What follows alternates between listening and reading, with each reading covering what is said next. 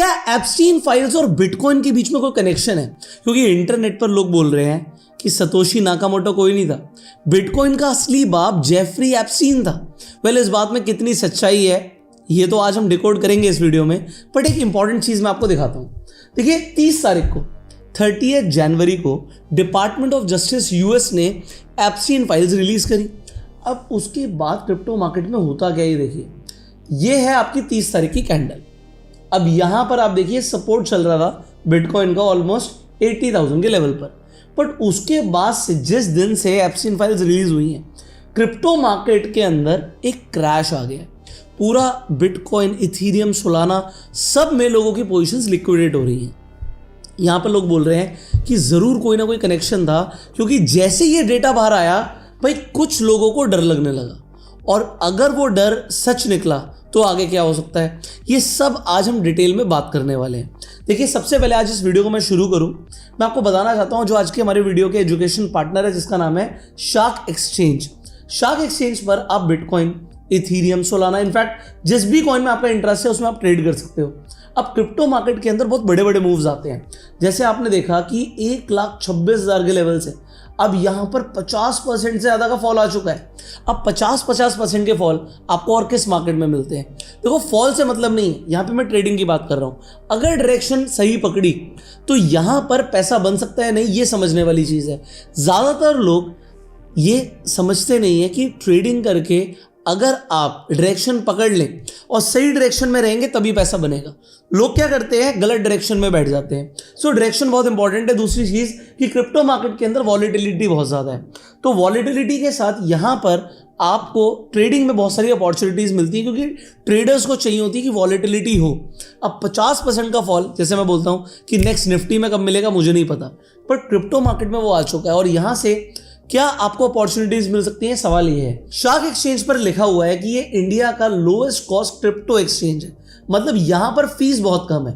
अगर आप फ्यूचर्स में ट्रेड करते हो तो मेकर की फीस सिर्फ 0.016% है और टेकर की 0.04%, और यहां पर 150 गुना तक का लेवरेज भी मिलता है। तो फीस बाकी सारे एक्सचेंजेस से कम है और यहां पर लेवरेज भी मिल रहा है। दूसरा, यहां पर एक 30 डेज चैलेंज है, मतलब अगर आप क्रिप्टो में ट्रेड कर रहे हो और आप प्रॉफिटेबल हो तो अप टू 30,000 रुपीज आपको रिफंड कर दिए जाते हैं। सो आप लोग डिस्क्रिप्शन और पिन कमेंट में जो लिंक है उसके थ्रू शार्क एक्सचेंज पे जाके लॉग इन कर सकते हो, साइन अप कर सकते हो, और यहां पर आप फ्यूचर्स एंड ऑप्शंस दोनों में ट्रेड कर सकते हैं। प्लस अगर आप यहां पे प्रॉफिटेबल होते हैं तो आपको एक सर्टिफिकेट भी मिलता है, और जो भी आपकी क्रिप्टो के अंदर फीस लगी है, क्योंकि लोगों को लगता है क्रिप्टो ट्रेडिंग में सबसे बड़ी प्रॉब्लम है फीस की, तो यहां पर 3 दिन के अंदर फीस ऑटोमेटिकली रिफंड कर दी जाती है, और ये आप विड्रॉ कर सकते हो INR में अपने बैंक अकाउंट में। सो आप शार्क एक्सचेंज पर जाके ट्रेडिंग शुरू कर सकते हैं, लिंक डिस्क्रिप्शन पिन कमेंट में है, और ये एक FIU रजिस्टर्ड प्लेटफॉर्म है। अब हम आगे बढ़ते हैं दोस्तों। सबसे पहले 30 जनवरी को जो यूएस डिपार्टमेंट ऑफ जस्टिस है उसने एक बम ही फोड़ दिया, क्योंकि पूरी दुनिया, इनफैक्ट क्रिप्टो कम्युनिटी पूरी तरीके से हिल गई, क्योंकि एप्स्टीन फाइल्स में क्रिप्टो, इनफैक्ट बिटकॉइन का मेंशन था। बड़े बड़े लोगों का नाम तो आपको पता ही है। 3 मिलियन पेज, 1,80,000 फोटो, 2,000 वीडियोस बाहर आती हैं। Donald Trump, Bill Gates, in fact Modi ji का भी कनेक्शन डाल दिया उसमें। तो अब देखिए, जब बिटकॉइन की बात आई तो उसके बाद से क्रिप्टो मार्केट भी गिरी। अब जेफरी एप्स्टीन को एक फाइनेंसर बोला जाता था, बट लोग कह रहे हैं कि वो बिटकॉइन का असली क्रिएटर है, मतलब वो सतोशी नाकामोटो भी है। बट सबूत क्या बोलते हैं? एप्स्टीन फाइल्स के अंदर एक्चुअल में क्या मेंशन है, इसे हमें समझना जरूरी है। हमें सिर्फ इंटरनेट पर जो रील्स बन रही है सिर्फ उन्हें बिलीव नहीं करना। Ultimately what is there in Epstein files, किन किन चीजों का जिक्र है, ये आज मैं आपको डिटेल में बताने वाला हूं। कहानी शुरू होती है 2008 से, जब पूरी दुनिया में फाइनेंशियल क्राइसिस आया, तब सतोशी नाकामोटो ने व्हाइट पेपर बिटकॉइन के रिलीज करे। अब एप्स्टीन तब से क्रिप्टो को ट्रैक कर रहा था। डॉक्यूमेंट्स दिखाते हैं एप्स्टीन का जो क्रिप्टो कनेक्शन है वो कोई इत्तेफाक नहीं है। 2008 से 2019 तक क्रिप्टो के हर बड़े मोड पर उसकी नज़र थी, और उसने लगातार इन्वेस्टमेंट्स करी हैं।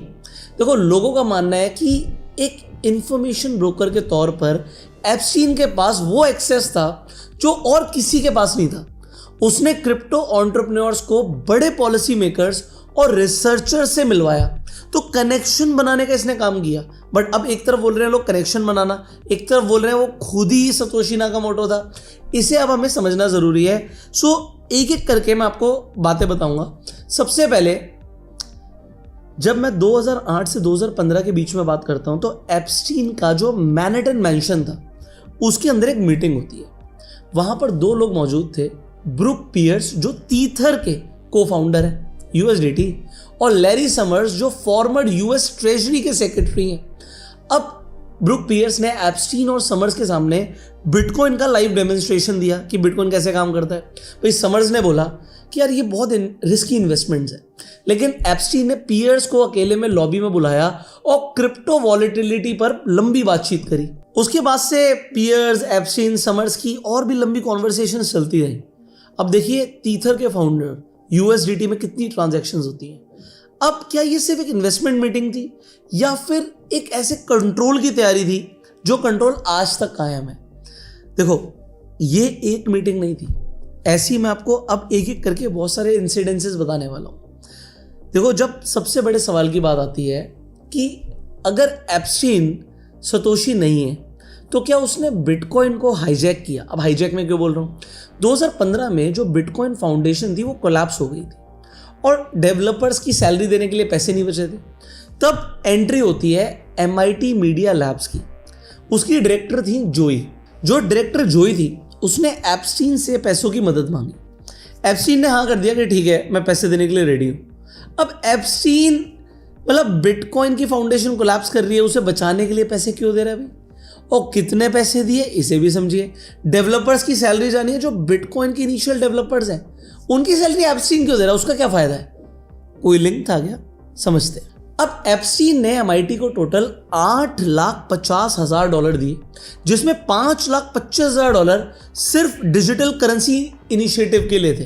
देखो, इसी पैसे से बिटकॉइन के जो बड़े डेवलपर्स हैं उनकी इनिशियल सैलरीज गई, जिससे आज हम देख रहे हैं बिटकॉइन यहां तक पहुंच पाया। अब जब पैसे मिले तो जोई ने ईमेल करा एप्स्टीन को और थैंक यू बोला। पर आपको पता है एप्स्टीन का नाम मेंशन नहीं था। हैरी पॉटर के अंदर वो वोल्डेमॉर्ट था ना, उसका नाम यूज होता था एप्स्टीन के लिए। अब वोल्डेमॉर्ट तो डेविल था और अब लोग बोल रहे हैं एप्स्टीन भी डेविल था। मुझे नहीं पता क्या कनेक्शन था, बट ईमेल के अंदर वोल्डेमॉर्ट का नाम है जो एप्स्टीन ही था। चलो, नाम छुपा कर रखा गया। बट अब आते हैं उस सबूत पर जो सतोशी नाकामोटो की मिस्ट्री को और गहरा कर देता है। 2016 के अंदर एक ईमेल में एप्स्टीन ने सऊदी के इन्वेस्टर्स को प्रपोज किया बिटकॉइन के अंदर इन्वेस्टमेंट करने के लिए, और उसमें लिखा बिटकॉइन के फाउंडर्स। देखो ध्यान दीजिएगा, उसने फाउंडर नहीं बोला, उसने फाउंडर्स बोला। इससे स्पेकुलेशन और गहरी हो गई कि सतोशी एक बंदा नहीं है बल्कि ग्रुप है। बट आप देखो, एप्स्टीन का उनसे एक डायरेक्ट लिंक है। एक UN क्लाइमेट वीक पर एक इवेंट हुआ जिसमें एप्स्टीन ने कुछ गेस्ट लिस्ट बनाई। उस गेस्ट लिस्ट में भी उसने सतोशी नाकामोटो का नाम लिखा। क्यों लिखा भाई? अगर वो एक बंदा है, ग्रुप है, we do not know, but उसकी लिस्ट में सतोशी का नाम था, तो कुछ तो रिलेशन था, ये बिल्कुल क्लियर है। अब कुछ इंटरेस्टिंग डेटा भी मैं स्टडी कर रहा था, तो वो भी मैं आपको बताता हूं। एप्स्टीन ने 2014 के अंदर कॉइनबेस के सीरीज C के अंदर फंडिंग दी थी। कितनी दी थी? $3 मिलियन दिए थे। अब उसने इन्वेस्टमेंट करी थी IGO कंपनी LLC के नाम से। अब वही जिसमें मैं ब्रूक पियर्स की बात कर रहा हूं, तो बड़े ध्यान से समझिएगा। ये जो इन्वेस्टमेंट हुई, ठीक है, ये ब्रूक पियर्स के थ्रू करवाई गई कॉइनबेस के अंदर, और मैंने आपको बताया कि उसके मेंशन के अंदर इस आदमी को बुलाया गया था, तो वहां से लिंकेज थी। अब देखो, जब उसने 3 मिलियन डाले तो कॉइनबेस की वैल्यूएशन थी $400 मिलियन, बट 2018 तक ये वैल्यूएशन पहुंच गई $3 बिलियन। अब उसने क्या किया, कुछ पैसा अपने जो आधे स्टेक्स हैं वो बेचे। 11 मिलियन से $15 मिलियन के बीच में उसने कॉइनबेस को अपनी इन्वेस्टमेंट धीरे धीरे करके दी। और आप देखो, 3 से अगर 15 होता है तो लगभग 5 गुना पैसा करा के दिया उसी ब्रूक पियर्स ने जो उसके घर पर था। तो कुछ तो लिंकेज है कि यहाँ से ये पैसे की जो ट्रांजैक्शन है, अब ये एप्स्टीन फाइल्स के अंदर रिकॉर्डेड है। और यहाँ पर देखो, कॉइनबेस का जो फाउंडर है उसे भी पर्सनली इनवाइट किया गया कि भाई जो पार्टीज होती हैं उसमें आप भी आइए। इसके अलावा ये भी एक बड़ा इंटरेस्टिंग है कि अगस्त 2015 के अंदर एक पैलो अल्टो जगह के अंदर एक डिनर मीटिंग हुई, जिसे क्रिप्टो की हिस्ट्री के अंदर सबसे बड़ी कंट्रोवर्सी या कंट्रोवर्शियल मीटिंग बना दिया गया, क्योंकि इस डिनर में एप्स्टीन के साथ Elon Musk, mark Zuckerberg, Peter Thiel और राइड हॉफमैन जैसे लोग भी मौजूद थे। अब यहाँ पर बात हो रही थी कि क्रिप्टो और डिसेंट्रलाइजेशन जो गवर्नमेंट कंट्रोल के खिलाफ एज अ टूल को वो क्रिप्टो को यूज़ करेंगे। तो अब देखिए इन मीटिंग्स के बाद इलॉन मस्क ने क्या किया, डोज कॉइन को इतना प्रमोट किया, इतना ज़्यादा क्रिप्टो को बूस्ट किया गया। ये मीटिंग के अंदर कहीं ना कहीं ये लोगों ने क्या कोई कॉन्स्पिरेसी खेली है, और अभी जो ये हो रहा है, ये बिटकॉइन को ऐसे पंप किया गया, डंप किया गया, क्या इसी तरीके के बिलियनर्स की जेबें भरी हैं? We do not know. But एक चीज़ तो दोस्तों तय है कि जब भी इस तरीके के मूव्स आते हैं, ठीक है, जब भी इतने बड़े बड़े मूव्स आते हैं, लोगों के लिक्विडेशंस होते हैं, तो इनफैक्ट अगर आप यहाँ पर जाके देखोगे पिछले 24 घंटे के अंदर बिटकॉइन में $1 बिलियन के लिक्विडेशंस हुए हैं। पिछले 6 दिन में 6 बिलियन से ज़्यादा के लिक्विडेशन हुए हैं। हर दिन 1 बिलियन का लिक्विडेशन हुआ है। अब आप देखो 30 जनवरी को डेटा आता है, आज मैं 6 तारीख को वीडियो बना रहा हूँ, हर दिन 1-1 बिलियन लोगों का लिक्विडेट हुआ। ये किसी की जेब में तो गया, क्योंकि ट्रेडिंग में किसी का प्रॉफिट होता है तो किसी का नुकसान होता है। अब अगर किसी का नुकसान हुआ है तो किसी का तो प्रॉफिट हुआ है। Who are those people? But यहीं पर जो लोग स्मार्ट इन्वेस्टर्स हैं, जो स्मार्ट ट्रेडर्स हैं, वो क्या करते हैं, वो डायरेक्शन के साथ ट्रेड करते हैं। देखो, अगर आपने डायरेक्शन के साथ ट्रेड किया होगा तो बहुत पैसा बनाया। अगर आप रिजल्ट थे नहीं, बिटकॉइन ऊपर ही जाएगा, तो फिर आपने क्या किया, एंकरिंग बायस से आपको नुकसान हुआ है। तो साइकोलॉजी बहुत मैटर करती है। अब अगर आप शार्क एक्सचेंज पे ट्रेड करोगे, जरूर यहाँ पर 150 गुना तक की लेवरेज है, बट आप थोड़ा रिस्क मैनेजमेंट के साथ ट्रेड कीजिए। आप यहाँ पर stop limit order, stop market order, इस तरीके के ऑर्डर्स भी लगा सकते हो। और यहाँ पर अगर आप स्कैल्पिंग करते हो तो एक चीज़ है, यहाँ पर 0 फीस है। सो आपको स्कैल्पिंग में फीस नहीं लगती, ये भी इंपॉर्टेंट है शार्क एक्सचेंज पर। सो शार्क एक्सचेंज का लिंक डिस्क्रिप्शन में, कमेंट में है। अब हम आगे बढ़ते हैं। अब मैं बात करने वाला हूँ एक हाईजैकिंग थ्योरी की, कि बिटकॉइन को बनना क्या था और बिटकॉइन बन क्या गया, ये आपको समझना ज़रूरी है। और इसमें क्या कुछ गवर्नमेंट इंटरवेंशन था? क्योंकि आज देखो डोनाल्ड जे ट्रम्प बिटकॉइन के इतने बड़े सपोर्टर हैं, और उन्होंने ही अभी जब ये बिटकॉइन गिरा है तो जो वर्ल्ड लिबर्टी फेडरेशन है उसने $5 मिलियन के बिटकॉइन बेचे हैं। अब जो ये बिटकॉइन की हाईजैकिंग थ्योरी है, इसके अकॉर्डिंग ये है कि बिटकॉइन को यूज़ होना था पीयर टू पीयर ट्रांजेक्शन के लिए, कि मुझे कुछ सामान खरीदना है तो मैं बिटकॉइन में पेमेंट करूं। बट इसे बना दिया गया डिजिटल गोल्ड। अच्छा, क्यों बनाया गया? ये भी बहुत इंटरेस्टिंग कॉन्सेप्ट है कि बैंकिंग सिस्टम को नुकसान ना पहुंचे। एप्स्टीन और यूएस गवर्नमेंट ने फंडिंग करी बिटकॉइन के कोर डेवलपर्स की, जिससे वो ब्लॉक्स के साइज को ना छोटा रखें। अब ब्लॉक्स के साइज को छोटा रखा जाएगा तो बिटकॉइन एक स्लो पेमेंट सिस्टम बन जाएगा। इमीडिएट पेमेंट नहीं होगी जैसे यूपीआई में होती है। अब देखो, जो पीटर थील है उन्होंने बोला कि बिटकॉइन को कोऑप्ट कर लिया गया, अब पुराने सिस्टम का ही हिस्सा बन गया वो, बट वो 2008 में एक नया सिस्टम बनकर आया था।